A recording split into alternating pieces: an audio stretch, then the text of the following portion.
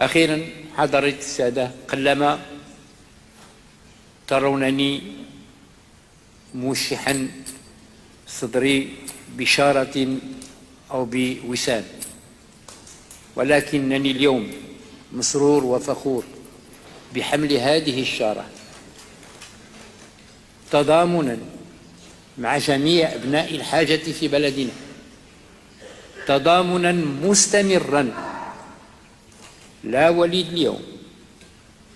ولا الغد ولا بعد الغد، تضامنا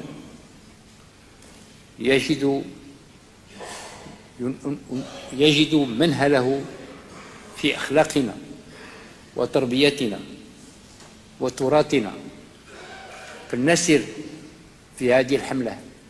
ونواظب عليها، علما منا أننا سنعين لا على محو الفقر، ولكن على الأقل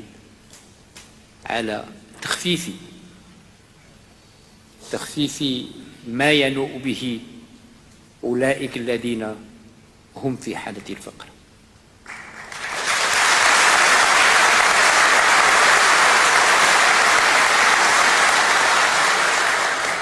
ولا أحسن وسيلة لمحاربة الفقر من جهوية ولا مركزية الجمعيات الخيرية والمبرات الإنسانية